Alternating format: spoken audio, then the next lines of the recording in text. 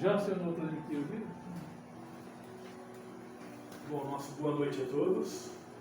Estamos iniciando mais um dia de exposição aqui na casa, uma segunda-feira à noite. Começamos ontem os trabalhos, é sempre bom lembrar.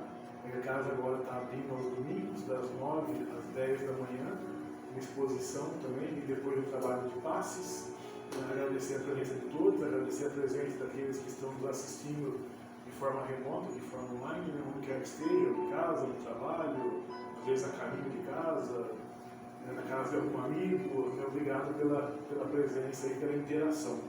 Então a gente está abrindo a casa aos domingos, voltando, das 9 às 10, estudando o livro dos Espíritos. Também a gente separa daí por capítulos, faz uma palestra, uma exposição sobre o livro, e depois a gente trabalha e encaminha para os passes.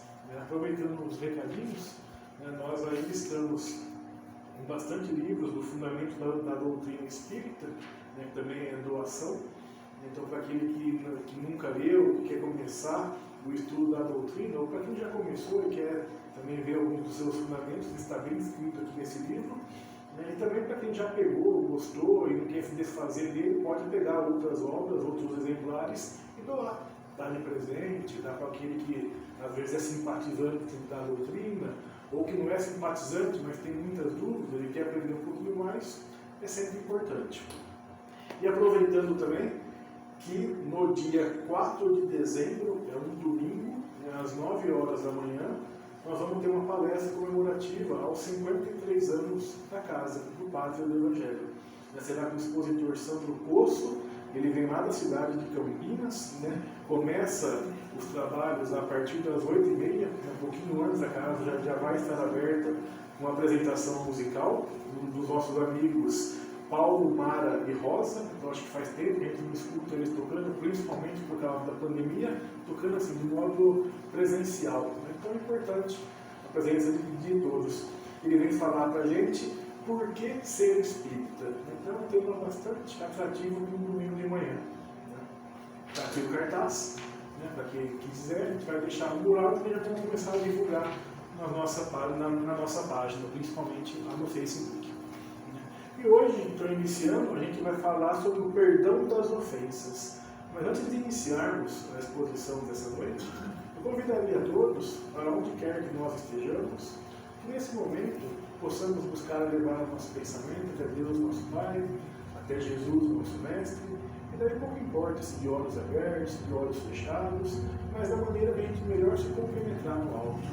Agradecer a espiritualidade que há tanto preparou esse ambiente, agradecer a espiritualidade pela abertura das casas, pela oportunidade que temos de tanto trabalhar aqui nessa casa, mas principalmente o de aprendermos exatamente como Jesus nos ensinou e também como ele exemplificou. Ensinou tanto através de palavras, através de ensinamentos, de lições, mas principalmente através de seus exemplos. Pedir à espiritualidade que abençoe esse nosso trabalho, que abençoe a exposição dessa noite e que nos intua para que saiamos daqui, ou para aqueles que estão de forma online, que também possam entender melhor a explicação dessa noite e quem sabe assim, mestre, nos sermos um pouquinho melhor de quando nós iniciamos esse trabalho da noite. Pedimos as vossas bênçãos dessa forma e pedimos a vossa permissão para iniciarmos o trabalho dessa noite. Se conosco e que assim seja. Então, como dito, no começo a gente vai falar hoje, está lá no capítulo 10 do Evangelho segundo o Espiritismo, cujo título do capítulo é Bem-aventurados os que são misericordiosos. E depois, para quem tiver um pouquinho mais de curiosidade, de interesse, quiser se aprofundar um pouquinho no tema, ele está entre os itens de 14 a 21 do Evangelho. O tema proposto para essa noite, ele encerra o capítulo 10 do Evangelho. Ele está lá na última parte já, o qual nós vimos sobre outras das bem-aventuranças também narradas por Jesus. Dessa vez a gente vai falar, a gente escolheu para essa noite falar sobre bem-aventurados os misericordiosos. Mas antes de entrarmos propriamente sobre o perdão das ofensas daqueles que nos ofendem, nós podemos pedir perdão a Deus das faltas que nós mesmos cometemos? Em O Livro dos Espíritos, na questão 661, Kardec pergunta: poderemos utilmente pedir a Deus que perdoe as nossas faltas? E a resposta é: Deus sabe discernir o bem do mal. A prece não esconde as suas faltas. Aqueles que a Deus pede perdão de suas faltas só o obtêm mudando de proceder. As boas ações são a melhor prece, por isso que os atos valem mais que as palavras. O que ele quer dizer aqui? A gente pode pedir utilmente perdão a Deus daquilo que a gente comete de falta? E a resposta é, com certeza que sim. Mas a prece é uma forma de pedir perdão, a prece é uma forma de eu tentar elevar o meu pensamento até o alto e conversar daí tanto com a espiritualidade amiga, quanto o nosso anjo guardião, o próprio Mestre Jesus, e quiçá chegar até o nosso pensamento em Deus, né? Cujo a gente sabe que antes mesmo de pensarmos, ele já sabe aquilo que nós estamos tentando refletir e passar a mensagem. Mas o que ele fala? Que não adianta eu fazer essa oração e pedir esse perdão. Eu preciso começar a mudar o meu modo de agir. Então hoje, na hora que eu for deitar, aquilo que eu fiz de errado, e que eu sei o que eu fiz de errado, não adianta eu pedir perdão de coração e fazer uma prece, se amanhã eu voltar a cometer o mesmo erro. É lógico que muitas e muitas vezes, esses erros eles estão enraizados dentro da gente. O simples fato da gente reconhecer já que estamos errando, já é o primeiro passo. Mas de repente amanhã eu preciso me esforçar para não errar de novo. Talvez eu consiga vencer amanhã, mas aí chega na quarta-feira eu erro de novo. É importante esse reconhecimento de novo, pedir esse perdão e tentar, cada dia, forçosamente, a não errar mais. Até que um dia, esses erros eles ficarão no nosso passado. Então, quantas e quantas coisas nós já não erramos lá atrás, que eram brutas para a gente, que eram muito ruins para a nossa evolução, e que hoje nós já não a fazemos de modo natural e nem de modo... Nós não a fazemos de modo forçado, mas sim nós não a realizamos de modo natural. Né? Um exemplo, eu acho um exemplo bem bárbaro, por exemplo, matar alguém. Será que no passado eu já cometi esse crime contra alguém? Né? Pode ser que sim, pode ser que não, mas suponhamos que sim. Né? Hoje, eu já não preciso pensar em sair na rua e não matar o meu semelhante, não matar o irmão meu, porque eu já passei por aquela fase. Então, aquilo que antes, talvez, forçosamente, obrigasse comigo mesmo para não cometer, hoje eu já ajo de modo natural. Né? E isso a gente vai daí trazendo para o nosso dia a dia. De repente, o erro sobre traição, o erro sobre excesso de ciúme, o erro, às vezes, sobre ambição, sobre egoísmo, sobre ódio. Né? Às vezes é fácil falar de amor naquele que está do meu lado que me quer bem. Mas será que eu consigo não odiar um irmão meu que me faz maldades? Então é isso que ele nos traz hoje desse exemplo, desse ensinamento. Há muitas religiões que asseguram e têm esperança de que Deus perdoa todas as faltas cometidas por apenas um simples arrependimento. E aqui o intuito não é falar de nenhuma outra religião a não ser a doutrina espírita. Né? Mas para aqueles que acreditam efetivamente de que basta eu pedir perdão do fundo do coração e Deus me perdoa, mas será que isso, a nossa razão, nos leva a crer que é uma verdade? Né? Que Deus perdoa, com certeza, porque Deus é amor. Né? Mas em nós mesmos nos perdoamos das faltas que nós cometemos? Por isso que a doutrina espírita prega ainda sobre expiação, sobre provas. Né? Por quê? Porque eu preciso passar por elas. E essas expiações, elas podem ser simplesmente da mesma forma como a que eu agi, ação e reação, ou eu posso pagar esses meus erros através de bondade, de caridade, de amor. Como eu pago as minhas dívidas depende de mim. Como eu as contraio também depende exclusivamente de mim. Mas então pedir perdão a Deus é inútil? Com certeza que não.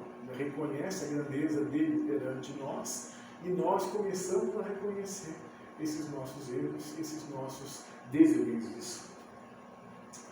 Não há perdão de faltas para ninguém. Se assim fosse, seria para todas as criaturas, pois todos são filhos do mesmo Deus. E como ele é amor, não poderia perdoar um e deixar outro oprimidos sob o peso das consequências que são geradas das faltas. Né? Então, como Deus é puro amor, ou melhor, é o amor supremo, é o amor maior que há, é a sabedoria maior que há, é a única, por assim dizer, não faz sentido eu pedir perdão, o meu companheiro pede perdão, e a mim ele perdoa, e eu não cumpro ele não. Então seria uma lei injusta. E a gente sabe que a única justiça efetivamente que existe é aquela que provém de Deus, porque é a única que efetivamente ela é sábia e ela é imutável, né? Ela não muda, independente da situação, independente dos tempos, independente inclusive da nossa evolução. É lógico que daí essa expiação, essa forma como eu vou pagar, ela aumenta ou ela diminui a minha responsabilidade conforme eu mais sei ou eu menos sei. Quanto mais eu sei, mais conhecimento eu tenho, mais eu sou cobrado. Nem Deus, nem Cristo perdoam a ninguém. Eles dão aos de boa vontade oportunidades de regressar, de entrarem nas mudanças para que a luz possa nascer no coração. As faltas que se cometem são processos de despertamento espiritual, porque onde o amor não dá resultado, é preciso que venha a dor. O que ele quer dizer aqui? Como a gente estava falando um pouquinho antes, existem duas formas de eu compensar, por assim dizer, os erros que eu cometo. Uma delas é através do amor. Uma delas é praticando a caridade. Já dizia no Evangelho que uma poeirinha de bondade, um grão de bondade cobre uma multidão de erros, uma multidão de pecado, assim traduzindo ao pé da letra do que está na Bíblia, do que está no Evangelho. E é isso que ele vem falar aqui. Então, a partir do momento que eu mudo meu ato de agir e começo a praticar a caridade, aqueles meus erros do passado, eles vão se tornando menores. À medida também, é claro, que eu deixo de errar. Não adianta fazer caridade domingo de manhã, ser bondoso, às vezes eu venho com o centro, faço exposição, aplico o passe, saio daqui, faço trabalho de caridade, levo almoço para quem precisa e à noite eu chego em casa e xingo meu filho, bato com minha esposa, aí no dia seguinte eu faço tudo de novo. Então eu continuo errando, continuo ainda cavando esses meus erros. Mas a partir do momento em que eu deixo de cometer aqueles erros e começo a praticar a caridade, esses meus erros vão se tornando menores. E, no final que ele fala, aonde falta o amor, vem a dor. Para aquele que é pai, antigamente o que os pais faziam? Davam castigo para o filho. Então você eu cuido aqui, então você vai ficar de castigo e vai ficar, sei lá, 1 hora sem assistir televisão, 1 hora sem ver seu desenho. Hoje você não vai sair com seus amiguinhos. Hoje você não vai poder brincar lá no quintal. É uma forma de castigo. É uma forma de você dar um pouquinho de dor para que seu filho entenda aquilo que ele errou. Nesse mesmo patamar, Deus faz assim com a gente. Só que ao contrário que nós causamos essa dor, vamos dizer assim, dos nossos filhos, Deus não pode nos causar dor, porque Ele é amor supremo. Mas as suas leis fazem com que a gente mesmo conviva constantemente nessa dor, nesse sofrimento, justamente por faltar amor. Então, aonde falta o amor, é que vem a dor. É isso que o Evangelho vem falar para a gente um pouquinho essa noite. E daí tem uma pergunta muito interessante que é feita a Jesus. Quantas vezes perdoarei a meus irmãos? A meu irmão? Perdoarei não 7 vezes, mas 70 vezes 7. Aí tendes um dos ensinamentos de Jesus que mais nos devem percutir a inteligência e mais alto falar ao coração. Por que o 70 vezes 7 aqui? Porque antigamente nas escrituras o 70, o 7, significava, vamos dizer assim, o infinito, significava algo que não tem fim, de acordo com a tradição daquela época. E daí Jesus fala, a pergunta aqui ela ficou incompleta, porque a pergunta correta é: quantas vezes devo perdoar a meu irmão? Até 7 vezes? E daí que Jesus responde, não até 7, mas sim 70 vezes 7. Ou seja, que aqui a gente fala do infinito e um pouco mais à frente ainda. Então, quantas vezes forem necessárias, a gente deve perdoar aquele que nos comete falta. Mas e se errar com a gente várias e várias vezes sobre o mesmo motivo? A gente não sabe também quantas vezes nós erramos várias e várias vezes sobre o mesmo motivo com outros de nossos irmãos. Se a gente lembrar da vida de Jesus, que a gente falou um pouquinho na oração, né, que ele dava através dos seus ensinamentos, das suas lições, apesar de nunca ter deixado nada escrito, simplesmente falado, e depois foi simplesmente traduzido por aqueles que o seguiam, né, ele vivenciou daquela forma, deixou aqueles exemplos e também praticou, viveu exatamente aquilo que ele falou. Né. Se a gente lembrar ainda do momento da crucificação, qual que é a palavra que ele dirige ao Pai em relação a todos aqueles que estavam ali querendo a sua crucificação? Né? Pai, perdoa-lhes, pois eles não sabem o que fazem. O que ele fala para aquelas duas pessoas que estavam do seu lado, que também seriam crucificados, dois ladrões na época, né? E um deles comenta com Jesus: a gente merece estar aqui, né? Nós erramos, mas o Senhor não. E ele responde, né? Antes mesmo que despertais, estarás também no céu comigo. Daí céu, uma figura de linguagem, uma alegoria. Também estará no mundo espiritual. Também Jesus perdoa aqueles dois que estavam do seu lado, que tanto erraram. E daí vem aquela pergunta anterior. Então Deus perdoa? Jesus perdoa? Sempre. Sempre há esse perdão. O que acontece? A gente continua ainda patinando, a gente ainda continua errando. Eu sei que eu não sei nadar, eu continuo pulando na piscina, sem antes fazer o cursinho de natação, ou sem antes colocar uma boia. Eu continuo ainda cometendo os mesmos erros. Já na questão 886, Kardec pergunta: qual o verdadeiro sentido da palavra caridade, como a entendia Jesus? Daí ele muda um pouco de perdão para aquilo que a gente estava falando, de pagar esses nossos erros através de bondade. E a espiritualidade responde: benevolência para com todos, indulgência para as imperfeições dos outros e perdão das ofensas. Então, benevolência é eu praticar o bem onde quer que eu esteja.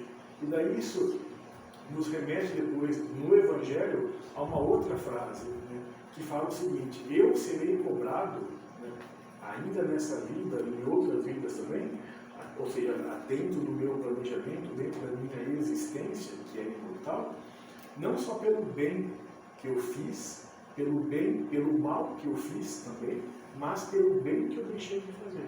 Com todas aquelas oportunidades que eu tenho de praticar caridade, de praticar benevolência, e assim não o fiz, também geram em meu desfavor.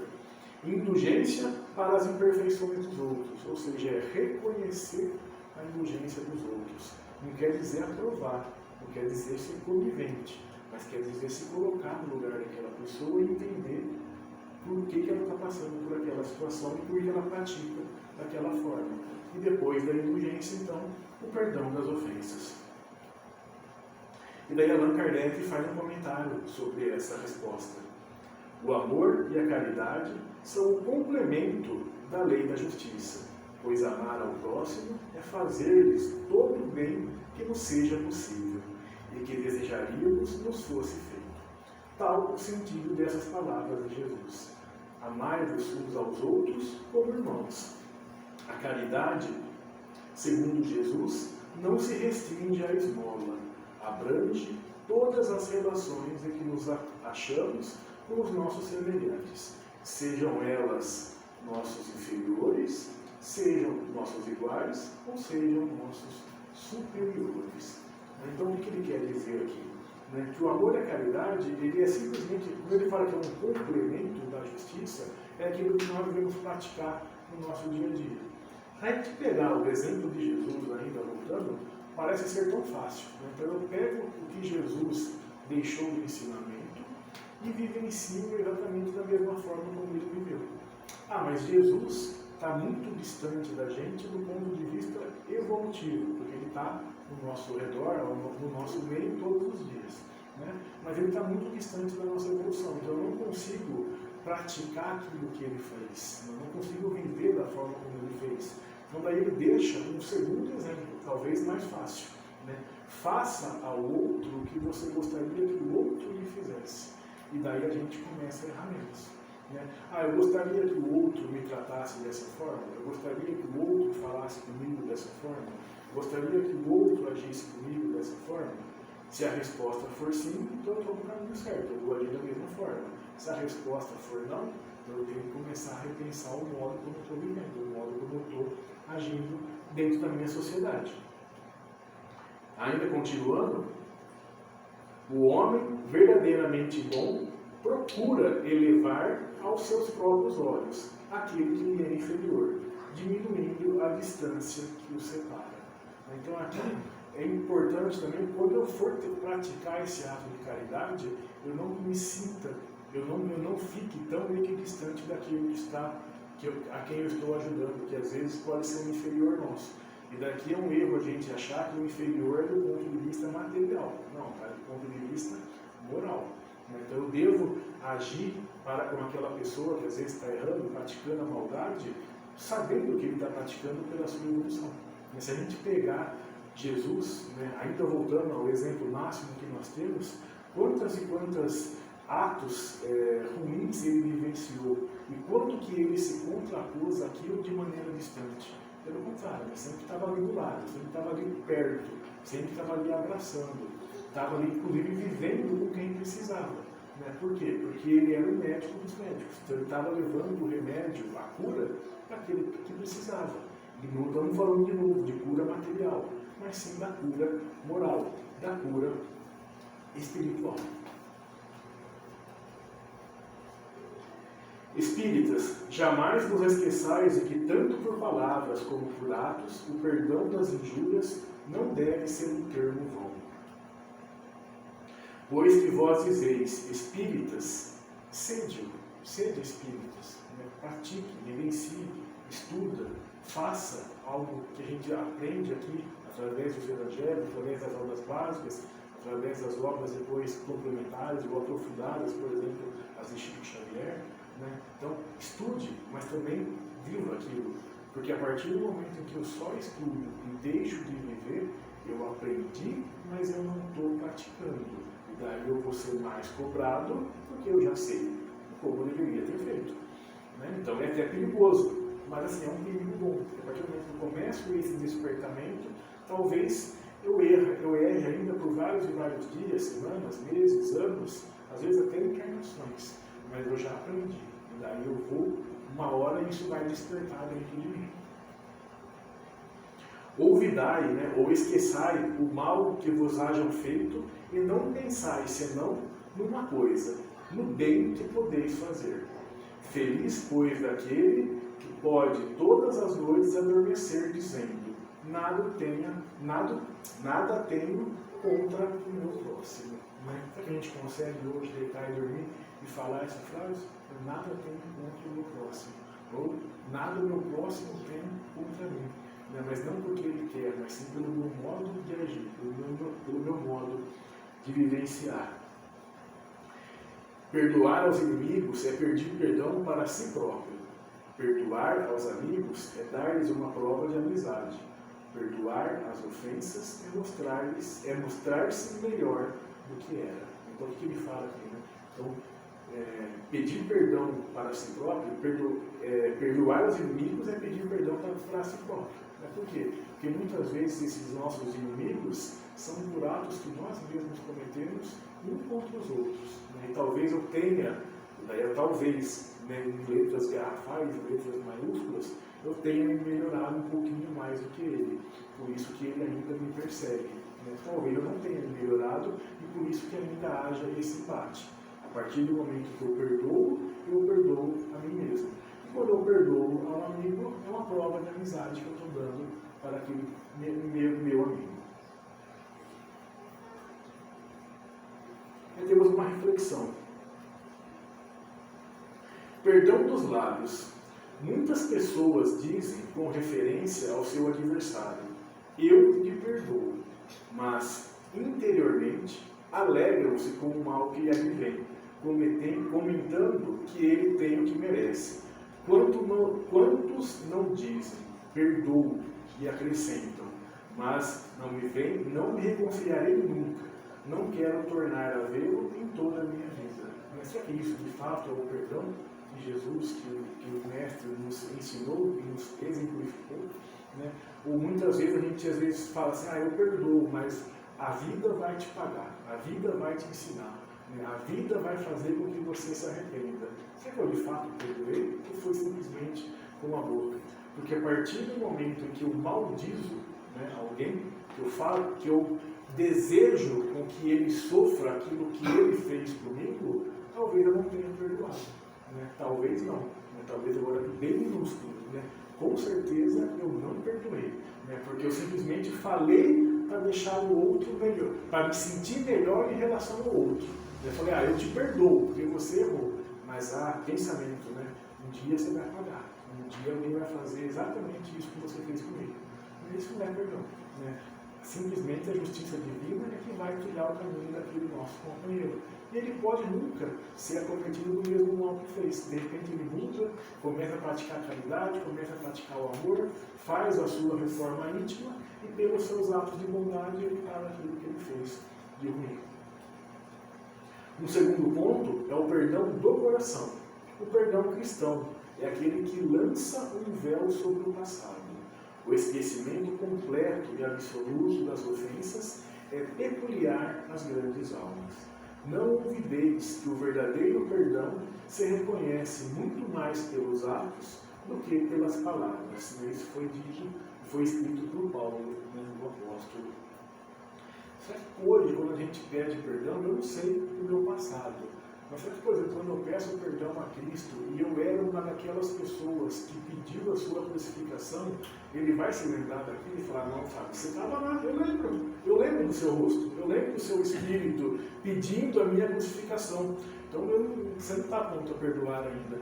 Ou ele simplesmente esquece. Esquece por quê? Não esquece o ato em si, mas esquece porque sabe da condição pela qual nós estávamos naquela hora, por isso que ele fala, perdoa-os porque eles não sabem o que fazem. Né? Então é isso, é lançar um véu efetivamente de esquecimento. Né? Porque também não adianta, eu lanço esse véu e daqui a alguns anos eu falo, mas você lembra? Lá de 40 anos atrás, que você me falou aquilo na rua, no domingo à tarde, era 2h15, eu tinha acabado de almoçar, comi macarrão, feijão, farofa. Nossa, que véu de esquecimento. Né? Então, de fato, eu não perdoei. Né? Eu simplesmente tentei fazer aquilo com os lábios, mas o coração, de fato, não. Quando a gente perdoa, a gente esquece e toca a vida. Quando perdoardes aos vossos inimigos, não vos contentei com estender o véu do esquecimento sobre as suas faltas, porquanto, as mais das vezes, muito transparente é esse véu para os olhares vossos. Levai-os, simultaneamente com o perdão e o amor. Pregai, exemplificando essa caridade ativa, infalível que Jesus vos ensinou. A indulgência, quando eu reconheço esse erro dos meus próximos, ele não vê defeito de outros, ou se os vê, evita falar deles, divulgá-los. Ao contrário, oculta esses erros, esses defeitos, a fim de que se não tornem conhecidos, senão delam unicamente. E se a malevolência os descobre, tem sempre pronta uma excusa para eles, uma desculpa para eles. Excusa essa plausível, séria, não das que com aparência de atenuar a falta, mas a evidenciam com pérfida intenção. Né? Quantas e quantas vezes a gente está numa rodinha, a gente chega numa rodinha e estão falando mal de alguém. Vou pegar um exemplo, por exemplo, de uma empresa. Você chega numa rodinha ali com seus colegas de trabalho e estão falando mal do chefe. E você, ao invés de ocultar aqueles defeitos que estão sendo em evidência, você ainda aponta outros. Mas vocês não sabem disso, vocês não sabem daquilo, porque ele praticou aquilo comigo. Né? Ao passo que o verdadeiro homem de bem, que a gente vai falar logo após, ele simplesmente enaltece o lado bom. Ele agiu daquela forma, ele gritou com você, mas você já viu o quão bem ele faz, né? O quanto ele ensina. É impossível que ao nosso redor a gente só consiga encontrar defeitos e não consiga encontrar, de fato, nenhuma qualidade de quem quer que seja. E é por isso que lá na questão 918 do Livro dos Espíritos, nós temos as seguintes características do homem de bem. Ele é indulgente para com as fraquezas alheias, porque sabe que também precisa da indulgência dos outros, e se lembra dessas palavras do Cristo: atire a primeira pedra aquele que estiver sem pecado. Então, quando a gente estiver sem erro nenhum, a gente pode atirar aquela pedra. Mas daí faz sentido atirar a pedra, quando eu já não tenho erro nenhum, quando eu já estou num patamar evoluído? Né? Jesus atirou uma pedra, ele era ali o único que poderia, o único que não tinha erro nenhum. Também não atirou. Por quê? Porque já passou aquela fase de apontar o erro dos outros, já passou aquela fase de querer enaltecer os nossos defeitos, já está numa grade evolutiva muito maior. A gente que ainda está um pouquinho mais abaixo, né, só um pouquinho, alguns milhares, milhões de anos abaixo dele, então pegamos no começo. Eu começo a entender as faltas dos outros, porque eu também quero que os outros entendam as minhas faltas. Não quer dizer ser complacente, mais uma vez, eu ser conivente, mas sim tentar corrigir tanto os outros, mas principalmente a minha mesma. Caros amigos, sede severos convosco, indulgente para com as fraquezas dos outros. É esta uma prática da santa caridade, que bem poucas pessoas observam. Todos vós tendes maus pendores a vencer, defeitos a corrigir, hábitos a modificar. Então, assim, indulgente para com o erro dos outros, aceitar os erros dos outros, tentando melhorá-los, mas severo com os próprios erros nossos. Né? Não aceitar esses erros nossos e tentar modificar dia após dia aquilo que eu erro. E lá na conclusão, depois do Livro dos Espíritos, nós temos uma interessante definição da dificuldade de se praticar a indulgência em nossas vidas. O terceiro efeito é o de estimular no homem a indulgência para com os defeitos alheios. Todavia, cumpre dizer o princípio egoísta e tudo que dele decorre são o que há de mais tenaz no homem e, por conseguinte, de mais difícil de desarraigar. Toda a gente faz voluntariamente sacrifícios, contanto que nada custem ou de nada privem. Para a maioria dos homens, o dinheiro tem ainda irresistível atrativo, e poucos compreendem a palavra supérflua, quando das suas pessoas se trata. Por isso mesmo, a abnegação da personalidade constitui sinal de grandíssimo progresso. Então, o que ele está falando aqui? Eu consigo, às vezes, praticar atos voluntários, desde que não me prive de muito sacrifício. Eu consigo, de repente, ajudar. Vou pegar um exemplo, um orfanato, desde que eu não tenho que sair da minha casa e ir até lá, passar uma tarde, passar, às vezes, ajudar na alimentação, ajudar nos cuidados, mas, de repente, um dinheirinho que está sobrando, eu faço um cheque e entrego lá. Hoje eu faço um Pix, é mais fácil ainda, né? E deixo lá. Eu ajudei, mas eu poderia ter feito mais. Eu poderia ter praticado mais do meu tempo em favor de alguém. E por que ainda nós não o fazemos? Né? Por causa do nosso egoísmo, por causa ainda da nossa falta de evolução moral. Né? O que é supérfluo para mim? Às vezes eu reclamo da minha casa, porque ela só tem 2 quartos, né? Enquanto do meu vizinho tem 3 ou 4. Eu só tenho 2 carros na garagem, meu vizinho tem 4 ou 5. Né? Mas meu amigo não tem nem onde morar. Meu amigo anda perto, não tem às vezes nem tênis. Então, às vezes, aquilo que para mim eu entendo como algo que eu preciso buscar, para ele é o que falta no dia a dia. Né? Eu não consigo almoçar se eu não tiver pelo menos uma mistura, uma guarnição, arroz, feijão e salada. E para ele, às vezes, falta o arroz, falta a farinha, falta algo mais trivial no nosso dia a dia. Então, para mim, o que às vezes é supérfluo, para ele é o que falta no dia a dia. Ninguém sendo perfeito, se dir-se-á que ninguém tem o direito de repreender o seu próximo? Então, olha a pergunta. Então, se eu não sou perfeito, eu posso repreender o meu próximo por erro que às vezes ele cometeu? Certamente que não é a essa conclusão a tirar-se, porquanto cada um de nós deve trabalhar pelo progresso de todos, e sobretudo daqueles cuja tutela foi confiada. Então, por exemplo, quando a gente usou o exemplo no começo, quando um filho, quando alguém que está próximo de nós, que está aprendendo ainda erra, então por eu não ser perfeito, eu não posso repreendê-lo, ao contrário, né? Eu devo assim fazê-lo, desde que eu não cause para ele vergonha, eu não cause para ele um mal maior do que o mal que ele mesmo está fazendo. Mas aí um exemplo muito fácil, de pai com filho. De amigo se aplica do mesmo jeito. Eu não preciso, às vezes, ali, naquele momento, apontar aquilo que ele errou. E se eu marcar um café com ele à tarde, no final do dia, ou às vezes no domingo de manhã, depois que eu vim no centro, é importante isso, né? Se eu marcar com ele um café no domingo de manhã, e só eu e ele, e falar para ele, ó, você lembra de tal dia que você fez tal ato? Você já parou para pensar nas consequências que o seu ato trouxe? Né? Mas ele pode falar, mas você também erra. Eu falo, eu sei, mas eu também estou tentando me corrigir. E por isso que eu enxerguei em você talvez esse defeito, porque é um defeito em mim também. E vamos nós dois juntos tentar melhorar? Então, olha que diferença, né? Mas você erra, você não pode apontar o erro? Eu posso, desde que com certa cautela. Assim como eu espero que o outro me aponte o erro. Porque às vezes eu não estou enxergando aquilo. Por isso mesmo, deveis fazê-los com moderação, para um fim útil, e não, com as mais das vezes, pelo prazer de denegrir. Nesse último caso, a repreensão é uma maldade. No primeiro, é um dever que a caridade manda seja cumprida com todo o cuidado possível.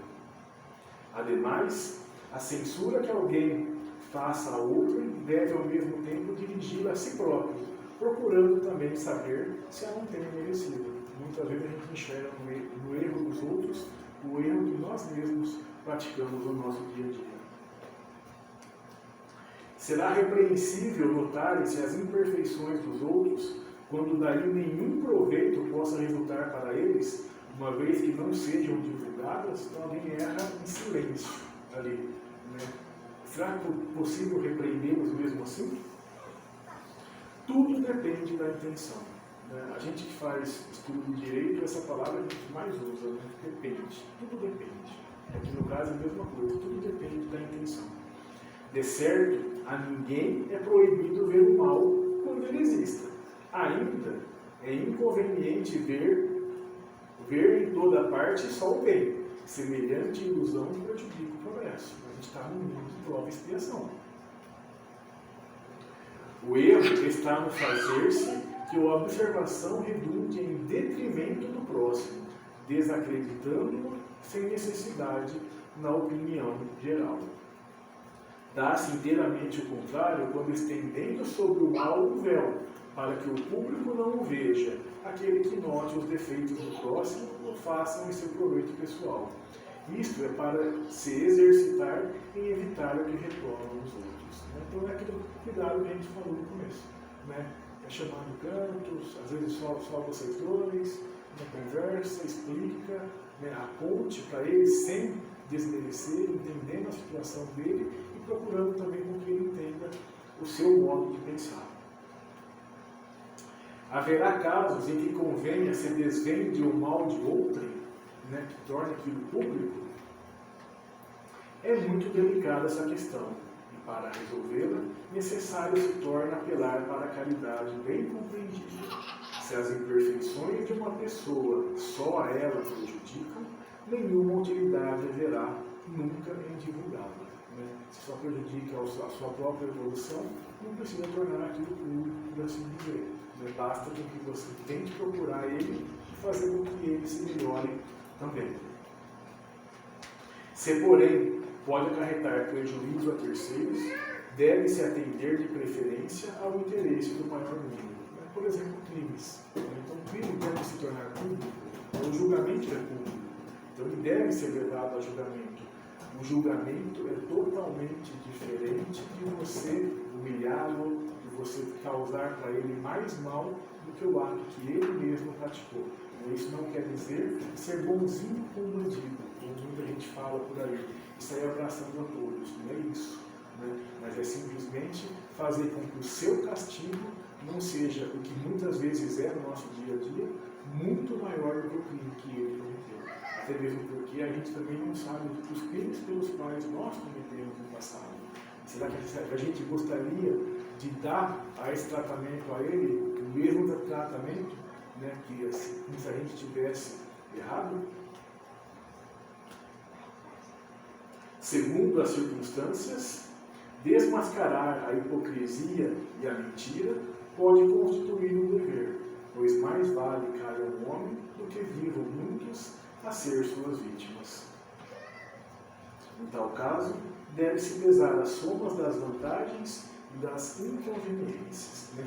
Então é importante frisar que a gente sempre olha no outro, principalmente quando machuca aos nossos próprios olhos. Para quem é pai, ou para quem tem uma tutela, às vezes, de criança, já começou a reparar que a forma como os filhos agem, que a gente não gosta, é exatamente as formas como nós também agimos? E muitas vezes aqueles erros, talvez sejam os mesmos que nós cometemos, às vezes em grau menor, porque são crianças. Mas ainda assim, às vezes é os mesmos erros que a gente comete, e por isso que nos machuca tanto, porque eu me enxergo ali. Né? E quantas vezes a gente julga o próximo sem que de fato a gente possa julgar, porque nós não temos condições para isso, e outra, porque muitas vezes nos falta a verdade propriamente dita. A gente não sabe o porquê a pessoa age daquela forma, como que é a vida dela, o que a fez chegar até aquela situação, assim também como o outro não sabe como nós chegamos na situação em que nós estamos hoje. E para finalizar, daí eu trouxe um videozinho que fala bem disso, sobre a questão de a gente nunca enxerga a verdade propriamente dita pelos nossos olhos. Muitas vezes a gente precisa de ajuda de terceiros e muitas vezes até ajuda do outro. Opa, não foi?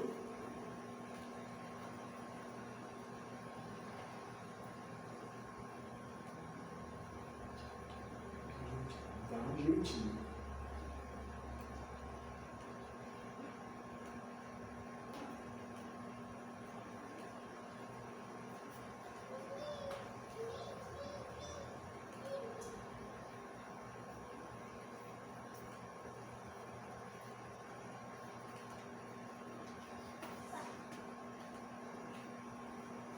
Ele não tem som mesmo, tá?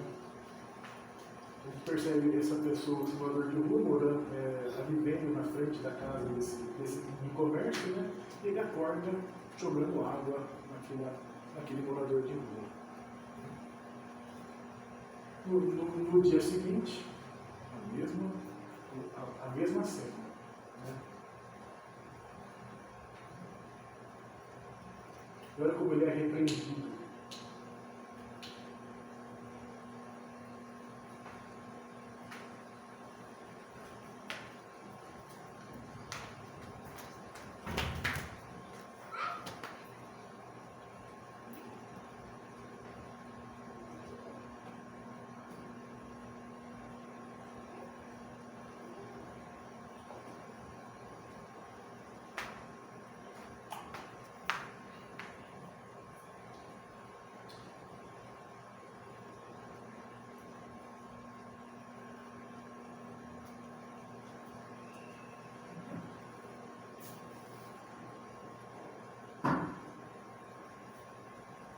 Aí ele sente um cheiro ruim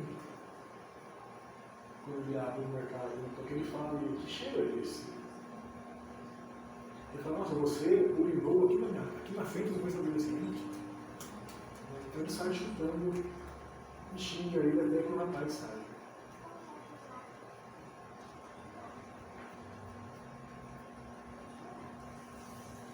E ela pergunta, o que esse rapaz fez para você? Para você agir dessa forma?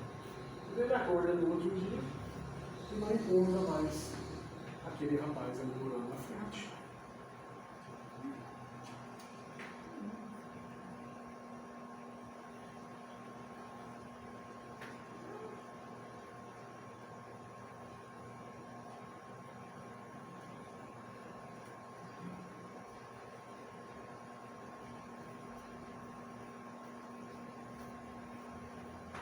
E ela pergunta, você está procurando aquele rapaz? Ele já está longe.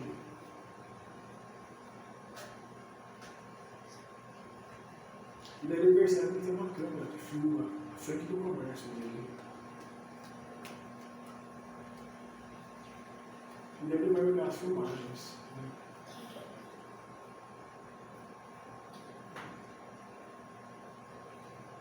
E daí ele vê o modo como ele agia.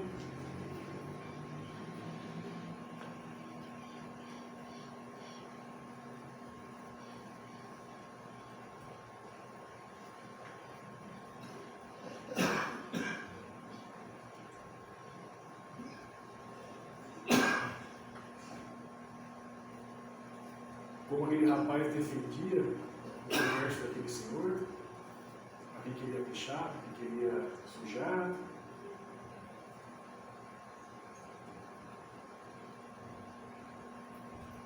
A própria filha ajudando no alimento.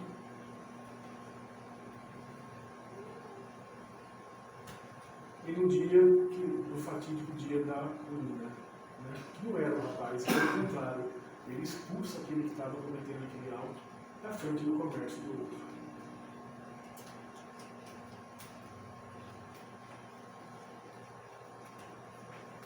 Até que estão tentando assaltar o estabelecimento dele, e quem que vai defender o estabelecimento?